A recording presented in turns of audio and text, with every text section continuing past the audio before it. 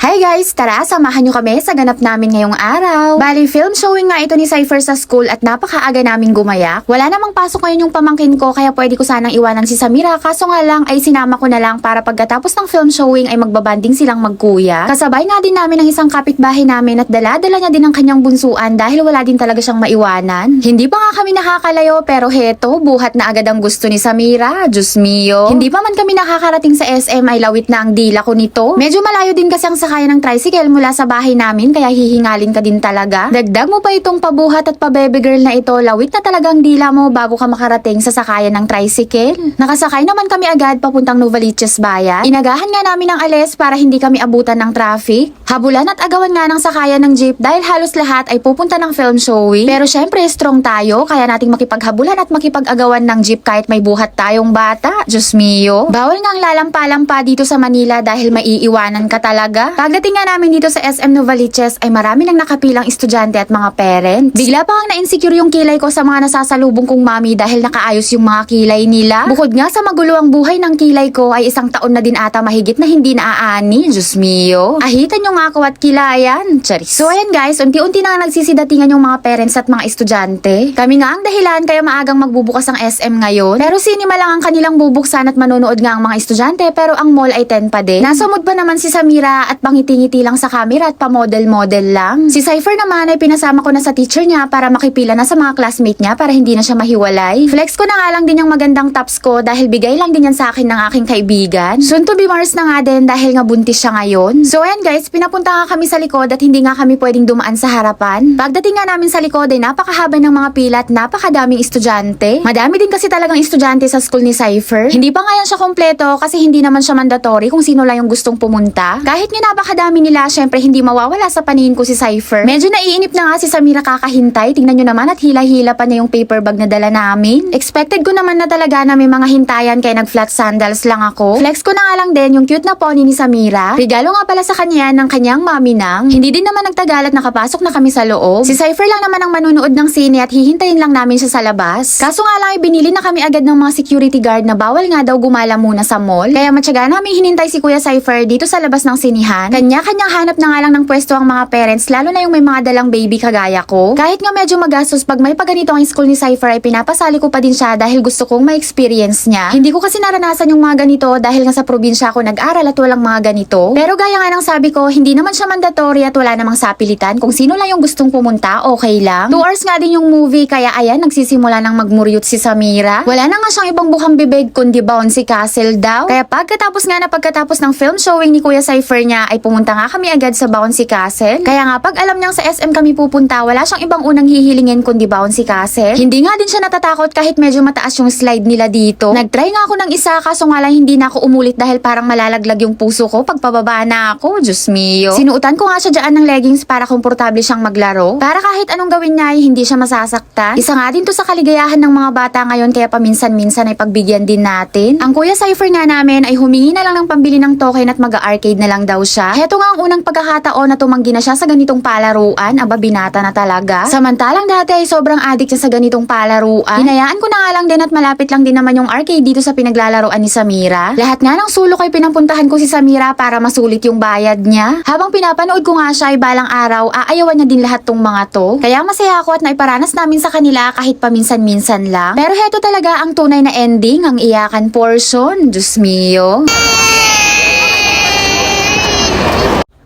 Pero syempre ayaw naman natin siyang maging sad bago tayo umuwi sa bahay kaya hahanap tayo ng paraan. Dahil nga tapos na ang oras niya sa bouncy castle ay more pa nga daw. Inaya ko na nga lang siya na sasakay na lang kami ng train kasama ang kuya niya. Madali lang naman siya mapatahan kaya ayan, happy na siya ulit. Kaya ayan, pati ako'y naging isip bata na rin at nakisakay na din sa train. Napapangiti na nga lang ako sa mga nakakasalubong kong mga kapitbahay namin or kakilala ako. Dito na nga lang din kami nananghalian dahil nga mga gutom na rin kami lalo na't maaga kaming gumaya. Wala namang problema kay Samira kahit saan kami kumain basta may chicken. chicken. Chicken is life din kasi siya. Pagkatapos nga naming mag-lunch ay nag-ikot-ikot muna kami. At nadaanan nga namin tong customized cotton candy. Pinagbigyan ko na nga lang din sila pero sabi ko isa lang at share na lang kayo. Malaki naman yan. Pero syempre ang masusunod at mamimili ay si Samira. Wala nang magagawa ang Kuya Cypher dyan. Naghanap nga kami ng pwede nilang maupuan at dito na nga lang daw nila kakainin. Napakasarap nga nilang pagmasdan at hindi ko akalain na may binata na ako at may dalaginding na din. Pagkasarap nga nilang panoorin at akala mo hindi mga nag-aaway. Napakasarap din talaga sa pakiramdam na kahit paano ay nabibigay natin ang mga kaligayahan nila. Habang may pagkakataon na ibigay na ang best natin. Dahil darating ang panahon na bihira na lang natin sila makabanding. Isa nga din to sa dahilan kaya ginusto ko ding mag-vlog. Darating ang panahon paglaki nila mapapanood nila lahat ng mga vlog ko. Makikita nila na hindi man perpekto ang kanilang mommy at saka daddy, at least ginawa namin ang best namin para maalagaan sila at mapalaki sila ng maayos. Yun lang muna guys for today's video. Agyamanak! Bye-bye!